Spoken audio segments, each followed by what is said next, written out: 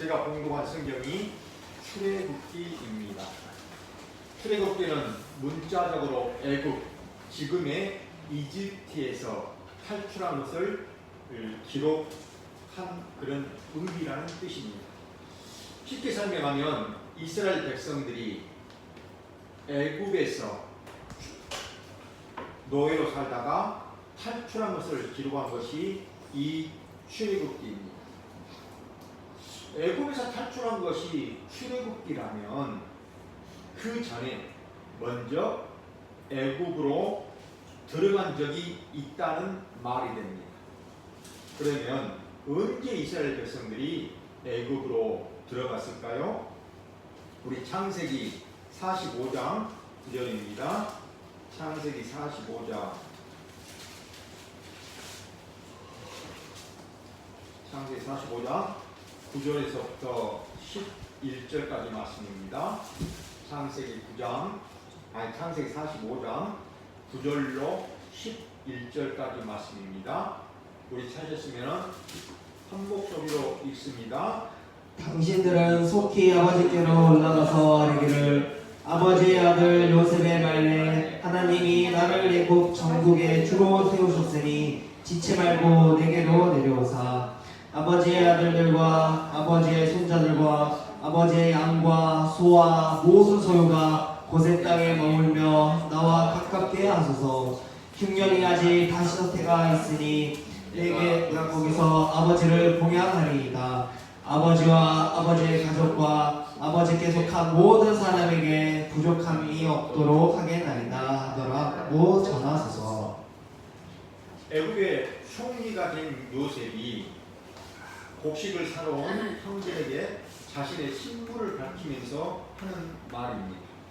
속히 아버지께로 올라가서 말씀을 드리고 지체하지 말고 애굽으로 내려오라고 말합니다. 이제는 자신이 아버지와 아버지의 모든 가족들을 봉양하겠다는 것입니다. 요셉이 아버지와 아버지의 모든 가족들을 애굽으로 초청을 한 것입니다. 이 초청을 받은 야곱이 어떻게 합니까? 창세기 46장 26절에서 27절입니다. 창세기 46장 26절에서부터 27절입니다. 우리 함께 한 목소리로 읽습니다. 야곱과 함께 애굽에 들어간 자는 야곱의 며느리들 외에 66명이니 이는 다 야곱의 몸에서 태어난 자녀요. 애굽에서 요셉이 낳은 아들은 2명이니 야곱의 집사람으로 애굽에 있는 자가 모두 70명이더라. 야곱과 함께 애굽에 도착한 사람이 야곱의 며느리들을 제하고 총 66명입니다. 여기에 야곱과 요셉 그리고 요셉이 애굽에서 낳은 두 아들 므낫세와 에브라임을 합치면 총 70명이 됩니다. 이처럼 하나님께서 야곱과 그의 가족 70명을 애굽으로 내려가게 하신 것입니다. 이제 우리 출애굽기 6장으로 갑니다. 출애굽기 6장입니다. 2절로 5절 말씀을 다시 한번 봅니다. 출애굽기 6장 2절로 5절 말씀을 우리 함께 한 목소리로 읽습니다. 하나님이 모세에게 말씀하여 이르시되 나는 여호와이니라. 내가 아브라함과 이삭과 야곱에게 전능의 하나님으로 나타났으나 나의 이름을 여호와로는 그들에게 알리지 아니하였고 가나안 땅 곧 그들이 거류하는 땅을 그들에게 주기로 그들과 언약하였더니 이제 애굽 사람이 종으로 삼은 이스라엘 자손의 신음소리가 내가 듣고 나의 언약을 기억하노라. 하나님이 모세에게 말씀하십니다. 나는 여호와니라. 하나님이 여호와이심을 모세에게 가르치십니다. 그러면 하나님이 여호와라는 것은 무슨 뜻일까요? 하나님은 언약하시고 언약하신 대로 그대로 이루시는 전능하신 하나님, 신실하신 하나님이라는 뜻입니다. 그러면 하나님이 누구와 약속을 하셨다는 것입니까? 출애굽기 6장 8절입니다. 우리 출애굽기 6장 8절을 한 목소리로 읽습니다. 내가 아브라함과 이삭과 야곱에게 주기로 맹세한 땅으로 너희를 인도하고 그 땅을 너희에게 주어 기업을 쌓게 하리라. 나는 여호와라 하셨다. 하나님께서 아브라함과 이삭과 야곱에게 맹세하셨다는 것입니다. 약속하셨다는 것입니다. 그러면 하나님께서 아브라함에게 먼저 하신 약속의 내용을 우리 확인해 봅니다. 다시 창세기 15장으로 갑니다.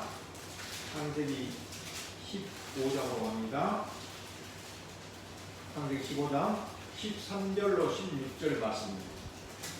창세기 15장 13절에서부터 16절 말씀을 우리 함께 한 목소리로 읽습니다. 여호와께서 아브라함에게 이르시되 너는 반드시 알라. 내 자손이 이방에서 택이되어 그들을 섬기겠고 그들은 400년 동안 내 자손을 괴롭히리니 그들이 섬기는 나라를 내가 증거할지며 그 후에 내 자손이 큰 재물을 이끌고 나오리라. 너는 장수하다가 하나님 조상에게로 돌아가 장사될 것이요 내 자손은 4년 안에 이 땅으로 돌아오리니 이는 아무리 족속의 죄악이 아직 가득 차지 아니하리라 하시더니 하나님께서 아브라함에게 언약을 하십니다. 그 언약의 내용이 네 가지입니다. 첫째, 너의 자손들이 이방 나라에서 나그네가 되어 그 나라를 400년 동안 섬기게 될 것이다. 둘째, 너의 자손이 섬기는 그 나라를 내가 심판한 후에야 너의 자손들이 많은 재물을 가지고 나오게 될 것이다. 셋째, 너는 이 가나안 땅에서 장수하다가 평안히 너의 조상에게로 돌아갈 것이다. 넷째, 너의 자손들은 4대 만에 이 가나안 땅으로 다시 돌아올 것이다. 사랑하는 여러분, 하나님께서 아브라함에게 하신 이 언약을 보면 어떻습니까? 아브라함에게 기쁨이 되는 내용입니까? 아브라함에게 기쁨이 되는 내용입니까? 아닙니다. 아브라함에게 전혀 기쁨이 되지 않습니다. 오히려 절망에 가까운 내용입니다. 그러면 하나님은 왜 이렇게 언약을 하시는 것일까요? 하나님께서 아브라함에게 땅과 자손을 주시겠다고 약속하셨으면 그냥 바로 주시면 안 되는 것입니까? 왜 굳이 아브라함의 자손들이 이방 나라에서 나그네가 되어 그들을 섬겨야만 합니까? 그것도 400년 동안이요. 우리 16절만 다시 한번 봅니다. 창세기 15장 16절입니다.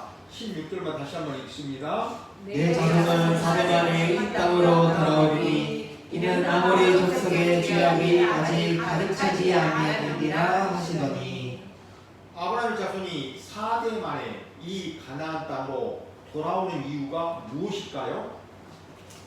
아무리 족속의 죄악이 아직은 가득 차지 아니하였기 때문이라고 말씀합니다. 아버지 족속은 가나안 땅에 사는 모든 족속을 대표합니다. 그러면 400년 후에는 아모리 족속의 죄악이 가득 찼을 때라는 이야기입니다. 또한 이스라엘 백성들이 애굽에서 번성하는 그런 기간이기도 합니다. 하나님은 400년 후에 아모리 족속의 죄악을 심판하는 도구로 아브라함의 자손을 사용하시고 아브라함의 자손에게 이 땅을 주시겠다는 것입니다. 이런 과정을 통해 하나님은 아브라함의 자손들에게 말씀하고 싶으신 것이 있으신 것입니다. 그것이 무엇입니까? 지형으로 보면 아브라함의 자손이나 가나안 족속이나 아모리 족속이나 다 다르지 않습니다. 똑같이 다 죄인이기에 심판받아 마땅하다는 것입니다. 그러므로 아브라함의 자손들이 가나안 땅에 들어가게 되는 것은 하나님의 언약 때문이라는 것입니다. 하나님께서 아브라함에게 하신 언약 때문이라는 것입니다. 이것을 잊지 말라는 것입니다. 창세기 15장 17절입니다. 창세기 15장 17절을 우리 한 목소리로 또 읽습니다. 해가 져서 들어올 때 영재하는 하나가 보이며 타는 횃불이 쪼긴 고개 사이로 지나가라. 하나님께서 아브라함과 언약을 하시는데 당시 하던 일반적인 언약과는 다릅니다. 당시 고대 근동에서 언약을 맺을 때에는 짐승을 쪼개놓고 그 짐승 사이를 언약을 맺는 당사자가 함께 지나감으로 언약을 체결하였습니다. 만약 이 언약을 지키지 않으면 언약을 어긴 자가 이 쪼개진 짐승처럼 피를 흘리며 죽임을 당할 것이라는 아주 무서운 의미의 언약인 것입니다. 하나님이 아브라함과 언약을 체결하는데 누구만 지나갑니까? 하나님만 지나가십니다. 하나님께서 타는 횃불의 모습으로 쪼개진 짐승 사이를 홀로 지나가십니다. 하나님께서 홀로 지나가시는 것은 아브라함과 상관없이 하나님이 이 언약을 홀로 이루시겠다는 하나님의 강한 의지를 표현하신 것입니다. 그리고 언약을 세웠다라고 말씀합니다. 이 언약을 우리는 횃불 언약이라고 말합니다. 이 횃불 언약은 은혜 언약입니다. 은혜 언약의 특징은 무조건적이요 일방적입니다. 아브라함과 이렇게 언약하신 하나님께서 이삭에게도 언약하십니다. 그 내용이 창세기 26장입니다. 창세기 26장 2절로 4절입니다. 창세기 26장 2절에서부터 4절까지 말씀을 우리 함께 보십니다. 창세기 26장 2절로 4절입니다. 함께 읽습니다. 여호와께서 이삭에게 나타나 이르시되 애굽으로 내려가지 말고 내가 내게 지시하는 땅에 거주하라. 이 땅에 거주하면 내가 너와 함께 있어 내게 복을 주고 내가 이 모든 땅을 너와 내 자손에게 주리라. 내가 내 아버지 아브라함과 맹세한 것을 이루어 내 자손을 하늘의 별과 같이 번성하게 하며 이 모든 땅을 내 자손에게 주리니 내 자손으로 말미암아 천하 만민이 복을 받으리라. 이 약속은 아브라함에게 이미 하셨던 약속인데 이삭에게 다시 하여 주십니다. 이 약속은 세 가지입니다. 첫째, 이 가나안 땅을 이삭의 자손에게 주시겠다는 약속입니다. 둘째, 이삭의 자손을 하늘의 별처럼 아주 많게 해주셨다는 약속입니다. 셋째, 이삭의 자손으로 말미암아 천하 만민이 복을 받을 것이라고 약속합니다. 이 약속을 메시아 언약이라고 말합니다. 이 메시아 언약은 아브라함과 이삭의 자손으로 오실 예수 그리스도를 믿는 믿음으로 구원에 이르는 복을 말합니다. 천하 만민 모든 민족들이 예수 그리스도를 믿어 구원의 복을 받을 것이며 그 숫자가 하늘의 별과 같이 많게 될 것이라는 언약입니다. 아브라함과 이삭을 언약하신 하나님께서 이제 야곱에게도 언약하십니다. 그 언약하시는 내용이 창세기 46장입니다. 창세기 46장으로 갑니다. 창세기 46장 3절에서부터 4절입니다. 창세기 46장 3절에서부터 4절을 우리 함께 읽습니다. 하나님이 이르시되 나는 하나님이라 내 아버지 하나님이니 애굽으로 내려가기를 두려워하지 말라. 내가 거기서 너로 큰 민족을 이루게 하리라. 내가 너와 함께 애굽으로 내려가고 반드시 너를 인도하여 다시 올라올 것이며 요셉이 그의 손으로 내 눈을 감기리라 하셨더라. 하나님께서 야곱에게 두려워하지 말고 애굽으로 내려가라고 말씀하시면서 약속을 하십니다. 네 가지를 약속하십니다. 첫째, 내가 거기서 너로 큰 민족을 이루어 주시겠다고 약속하십니다. 둘째, 내가 너와 함께 애굽으로 내려가겠다는 것입니다. 셋째, 너를 인도하여 다시 이 가나안 땅으로 올라오게 할 것이라고 하십니다. 넷째, 요셉이 너의 눈을 감기게 될 것이라고 하십니다. 이렇게 하나님께서 야곱을 애굽으로 내려가게 하신 것입니다. 그리고 하나님께서 약속하신 때가 되었습니다. 하나님께서 아브라함과 이삭과 야곱에게 약속하신 대로 그의 후손들이 많아졌습니다. 큰 민족이 되었습니다. 큰 민족이 된 이스라엘 백성을 가나안 땅으로 인도하실 때가 되었습니다. 하나님께서 이스라엘 백성을 출애굽하는 방법이 무엇입니까? 오늘 성경 본문으로 다시 돌아갑니다. 출애굽기 6장입니다. 출애굽기 6장 6절로 7절입니다. 출애굽기 6장 6절로 7절을 우리 함께 한 목소리로 다시 읽습니다. 그러므로 이스라엘 자손에게 말하기를 나는 여호와라 내가 애국 사람의 무거운 짐 밑에서 너희를 빼내며 그들의 노역에서 너희를 건지며 편팔과 여러 큰 심판들로서 너희를 승리하여 너희를 내 백성으로 삼고 나는 너희의 하나님이 되리니 나는 애국 사람의 무거운 짐 밑에서 너희를 빼낸 너희의 하나님 여호와인 줄 너희가 알지라. 이스라엘 백성들이 어떤 방법으로 애굽의 노예에서 해방이 되는 것입니까? 속량입니다. 속량이란 노예의 몸값을 대신 지불하고 노예를 사서 그를 해방시켜 주는 것을 말합니다. 그러면 출애굽기에서 이스라엘 백성들이 속량하는 방법은 무엇입니까? 출애굽기 12장 5절 7절입니다.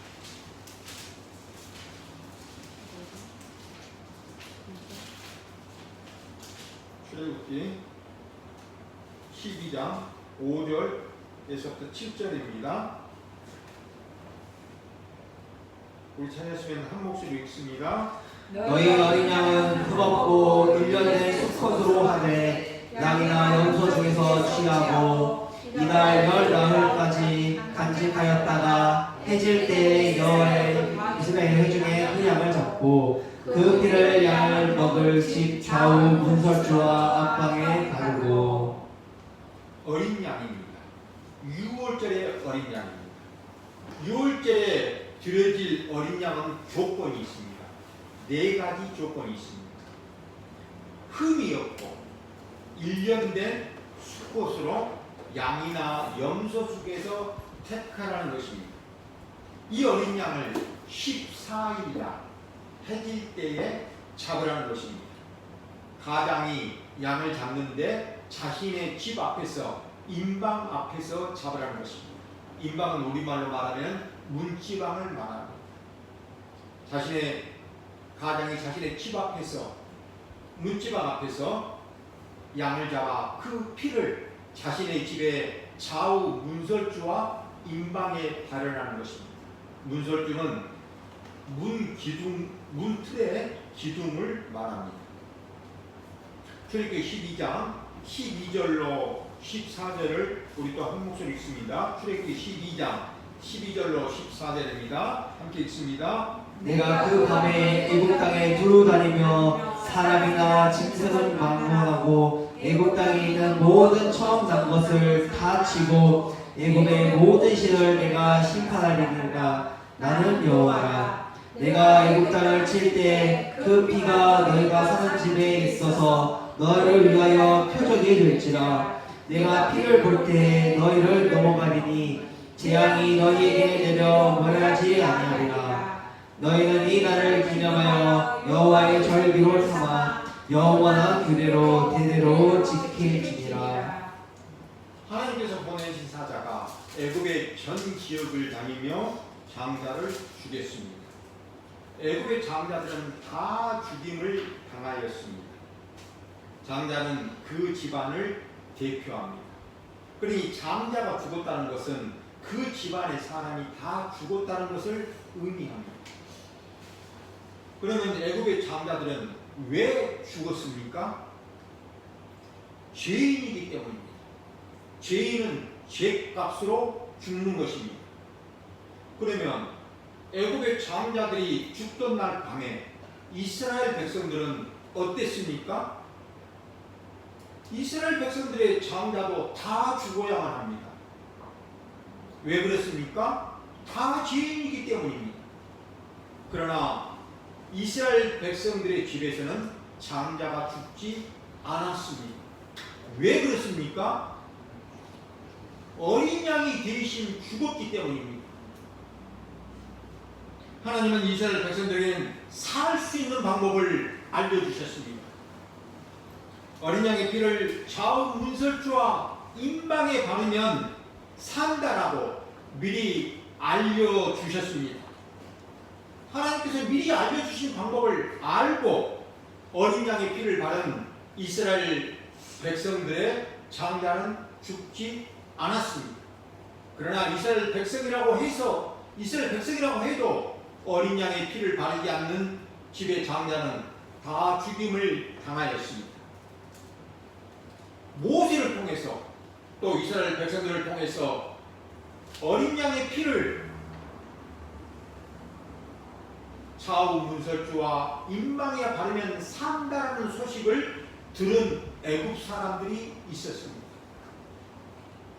이 소식을 듣고 어린 양을 잡아 그 피를 문설주와 임방에 바른 애굽 사람들이 있었습니다. 그 집의 장자는 살았을까요? 예, 살았습니다.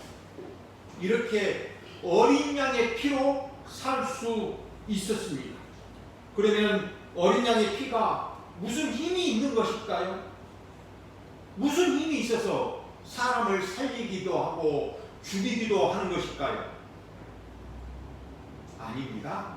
하나님께서 방법을 그렇게 정하셨기 때문입니다. 사랑하는 여러분, 이스라엘 백성들은 유월절 어린 양의 피로 말미암아 속량 곧 구원함을 받았습니다. 구원함을 받은 이스라엘 백성들은 애굽에서 나온 지 3개월이 되는 날에 시내산에 도착을 합니다. 이때 하나님은 모세를 시내산으로 부르셔서 두 가지를 주십니다. 율법을 주시고 그리고 성막을 만들 양식 곧 설계도를 주십니다. 하나님은 이스라엘 백성들을 시내산으로 인도하시고 이스라엘 백성에게 율법을 주십니다. 하나님의 백성은 하나님의 백성답게 살아야 합니다. 하나님의 백성답게 사는 방법으로 주어진 것이 율법입니다. 이 율법의 내용이 출애굽기 19장부터 24장까지 내용입니다. 이것을 우리는 시내산 언약이라고 말합니다. 하나님께서 이스라엘 백성을 출애굽한 후에 시내산에서 이스라엘 백성들에게 주신 언약이라는 의미로 시내산 언약이라고 부릅니다. 또한 하나님께서 이스라엘 백성들의 중보자인 모세에게 주신 언약이라는 의미로 모세 언약이라고도 부릅니다. 이 언약을 받은 이스라엘 백성들은 하나님께서 명령하신 대로 우리가 다 행하겠다라고 장담을 합니다. 그때 이스라엘 백성들의 마음은 진심이었습니다. 거짓이 없었습니다. 그런데 어떻습니까? 어떻게 됩니까? 하나님의 명령을 다 지켜야겠다고 그렇게 장담한 이스라엘 백성들이 얼마 지나지 않아 금송아지를 만들어 놓고 그 금송아지를 여호와 하나님이라고 섬깁니다. 이 사건은 사람의 맹세가 얼마나 불가능한 건지를 보여주는 것입니다. 그러면 하나님은 율법을 지키지도 못하는 사람에게 왜 율법을 주신 것입니까? 율법의 용도, 율법의 기능은 세 가지입니다. 첫째, 율법은 하나님의 뜻을 알게 합니다. 둘째, 율법은 죄를 깨닫게 합니다. 셋째, 율법은 믿음을 더욱 굳게 세우는 역할을 합니다. 또한 하나님은 모세에게 성막을 만들라고 하십니다. 왜 성막을 만들라고 하시는 것일까요? 사람은 하나님의 율법을 온전히 다 지켜 행할 수 없습니다. 왜냐하면 사람은 자기 중심적이요 또 자기 유익을 따라 살아가기 때문입니다. 그래서 사람은 하나님의 율법을 다 지키지 못합니다. 율법을 온전히 지키지 못하면 어떻게 됩니까? 하나님의 율법을 온전히 지키지 못하면 죄를 범하게 되고 죄의 삭은 사망이기 때문에 모든 사람은 다 죽어야만 하는 것입니다. 그래서 율법을 통해 죄를 깨닫는 이스라엘 백성들이 그 죄를 사함받을 수 있도록 성막을 만들라고 하신 것입니다. 성막에서 짐승의 희생 제사를 드림으로써 대신 속죄하는 방법을 가르치신 것입니다. 이 성막이 나중에는 성전으로 바뀝니다. 이 성막과 성전은 예수 그리스도에 대한 모형이요 그림자요 예표입니다. 사랑하는 여러분, 이제 말씀을 마치려고 합니다. 이스라엘 백성들은 아직은 잘 모릅니다. 자신은 하나님의 말씀을 잘 지켜 순종할 수 있을 것이라고 생각을 했습니다. 생각한 대로 다 지켜 행할 수 있을 것이라고 생각을 한 것입니다. 그러나 이스라엘 백성들은 하나님의 율법을 지켜 행하지 못합니다. 하나님의 율법을 지켜 행하지 못하면 다 죽어야 합니다. 그러면도 이스라엘 백성들은 하나님이 약속하신 약속의 땅 가나안 땅으로 들어갑니다. 어떻게 가나안 땅으로 들어가는 것입니까? 하나님의 언약 때문입니다. 하나님께서 아브라함과 이삭과 야곱에게 하신 언약 때문입니다. 사랑하는 여러분, 아브라함의 믿음이 무엇입니까? 아브라함은 하나님께서 말씀하셨으니 하나님께서 다 이루실 것입니다 라고 믿은 것입니다. 하나님은 아브라함의 이것을 보시고 아브라함을 의로 여겨주셨습니다.